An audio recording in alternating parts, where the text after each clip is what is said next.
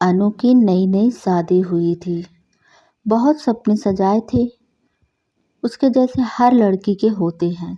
शादी को लेकर, अपने जीवन साथी को लेकर, जीवन की नई शुरुआत को लेकर पहली बार वह अपने ससुराल आई। अनु एक पढ़ी लिखी खूबसूरत आज के ख्यालों वाली लड़की थी। दोनों की जोड़ी ऐसी थी किसी की नज़र न लगी। वह गुड़गांव में एक आईटीआई कंपनी में ऊंची पोस्ट पर थी। अनु के सास ससुर भी पहले सरकारी नौकरी में कार्यरत थे पर अभी रिटायर हो चुके थे। देवर भी बढ़िया सी नौकरी कर रहा था। सब कुछ एकदम अपनी जगह पर सही चल रहा था। शादी के दिन सारी विधि करते करते और घर आते आते बहुत रात हो गई थी। आते आते ही अनु की सास ने एक छोटी सी घर में पूजा विधि कर ली। अनु की बहन अनुराधा ने सास को समझाने की बहुत कोशिश की। सब बहुत थक गए हैं और बाकी की विधि दूसरे दिन कर लेंगे। वह सुनने के लिए तैयार ही नहीं थी। दूसरे दिन घर की बाकी रस्म में निभाई गई। 1 2 3 घर पर अनु से रसोई की पूजा करवाई गई और उसने पहली रसोई में हलवा बनाया जो कि सबको पसंद आया। ससुर जी ने अपनी बहू को शगुन के तौर पर 1100 रुपये दिया और खूब आशीर्वाद देकर कहा कि ऐसे ही घर में अन्नपूर्णा बनाए रखना। सास ने अनु के कमरे में बुलाया और कहा कि परसों मैं तुम दोनों के वैवाहिक जीवन सुख शांति नवग्रह शांति आदि के लिए पूजा रखी हूँ। सुबह अंधेरे ही उठ जाना, बाल धोकर अच्छे से नई करी साड़ी पहन लेना। अनु सब कुछ बड़े ही गौर करके सुन रही थी। अचानक सास ने पूछा, अच्छा तुम्हारा तारीख कब की है? मासिक धर्म की। कहीं ऐसा ना हो कि मैं इतनी तैयारियां करूं और इन सब पर पानी फेर दो। अनु की यह सब बातें सुनकर थोड़ा अजीब लगा पर ज़्यादा ध्यान नहीं दिया। वह बोली, नहीं माँ जी, अभी 5 दिन है तारीख को, कोई गड़बड़ नहीं होगी। हाँ पर शादी के तो दौड़ भाग में कुछ कह नहीं सकती। सास बोली, तो एक काम कर ले, गोलियां खा लेना ताकि पूजा में कोई विघ्न ना आए। अनु सर हिलाकर अपने कमरे में चली गई। पूजा विधि सब ठीक से हो गई। सभी रिश्तेदार अपने अपने घर लौट गए। अमित की भी छुट्टियां खत्म होने वाली थी। वह कमरे में आई और अमित के सर से अनु की अपनी तरफ खींचकर अपनी बाहों में ले लिया। वह उसके करीब आने की कोशिश कर रहा था। उतने में अनु बोली, अमित, मुझे तुमसे कुछ बात करनी है। पर अमित कहाँ सुनने को तैयार नहीं था। अनु ने कहा, अमित प्लीज़, बात ज़रूरी है। आज माँ की उतना सुनने की। अमित अनु की तरफ देखकर बोला, क्या हुआ? कुछ कहा क्या माँ ने? अनु बोली, माँ जी ने कहा है कि अभी घर में मंगल में वातावरण है, इसलिए अभी ऐसा कुछ मत करना। चाहो तो मैं तुम्हें बाद में खुद टिकट निकलवा दूंगी। तुम खूब घूम लेना मन भर के। अमित, तुम्हें नहीं लगता यह सब थोड़ा अजीब है? उतना में अमित ने कहा, अनु, माँ थोड़े से पुराने विचारों की है। वह बाहर से जितनी कड़क स्वभाव की दिखती है उतनी है नहीं, अंदर से बहुत नरम है। तुम कभी भी उन्हें किसी चीज़ के लिए मना मत करना, क्योंकि यही छोटी छोटी चीज़ दिल में घर बनाकर जाती हैं और आगे कितना कुछ भी कर लो फिर दिमाग में जाती नहीं। मैंने माँ को कभी किसी बात के लिए मना नहीं किया और यह सिर्फ 4 5 महीने की ही तो बात है। और एक बार फ्लैट का बचा कुचा काम पूरा हो गया फिर तुम मेरे साथ ही रहोगी।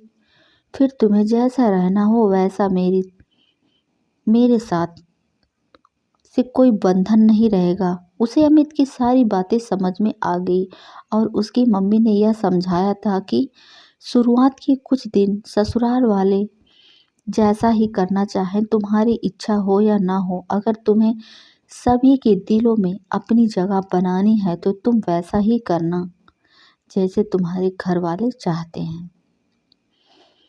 5-6 दिन बाद अमित चला गया। सब कुछ एकदम बढ़िया चल रहा था। तभी अनु को मासिक धर्म पीरियड्स आ जाते हैं।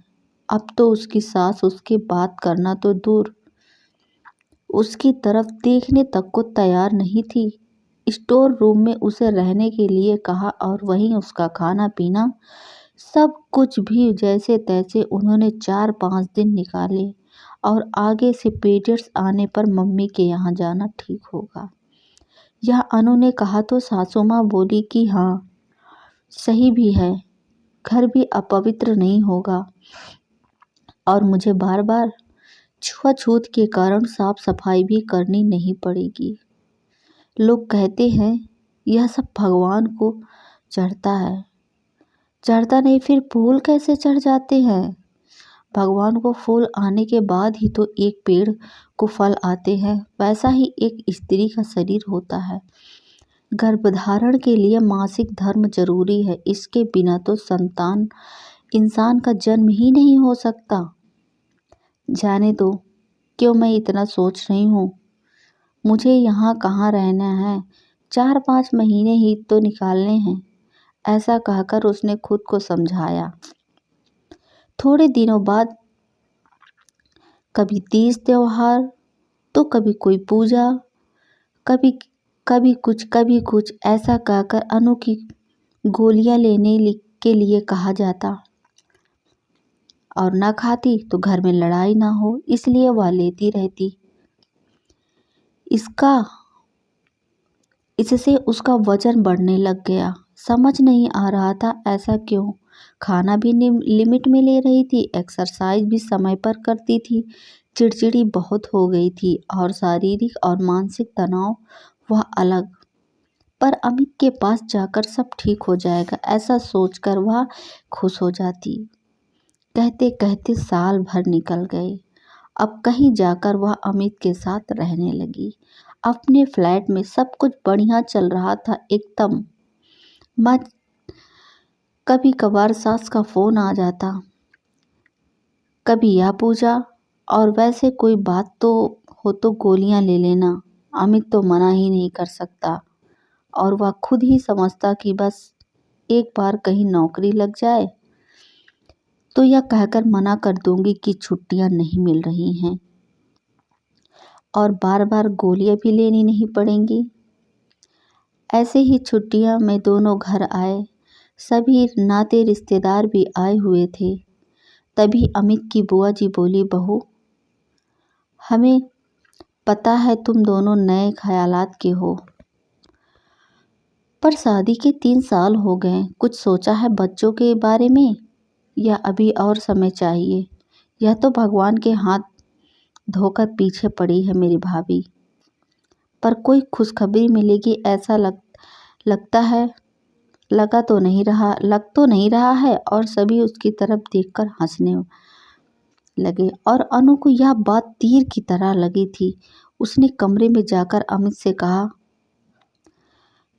शुरू ही किया था कि अमित बोला, तुम चिंता क्यों करती हो? अभी हमारी उम्र थोड़ी ना निकल गई है।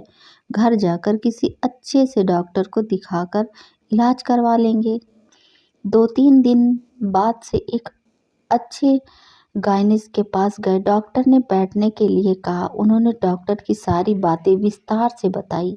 इतने में डॉक्टर ने कहा कि पहले मुझे अनु तुम यह बताओ कि क्या तुम्हारे हर महीने पीरियड्स आने में कोई प्रॉब्लम तो नहीं होती? अनु ने बताया कि उसे ज़रूरत पड़ने पर पीरियड्स आगे होने के लिए गोलियां लेनी पड़ती है। डॉक्टर गुस्से में बोली, क्या फ़ायदा तुम्हारा पढ़ा लिखा होने के बावजूद भी? तुम आजकल की लड़कियां अगर सिर दर्द भी की गोलियां लेती हैं तो पहले उसे साइड इफ़ेक्ट के बारे में पता करती हैं। और तुमने तो अनु, मैं तुमसे क्या कहूँ, अब तुम्हें थोड़ी भी कल्पना है कि यह नहीं, यह गोलियां लेकर इतना तुम्हारे शरीर पर कितना बुरा असर पड़ता है। तुम्हारी फेलियर्स ट्यूब में ब्लॉक आ गए हैं इन गोलियों के कारण, और तो मैं शरीर में होने वाले हार्मोन्स बदलने के कारण तुम्हारे दोनों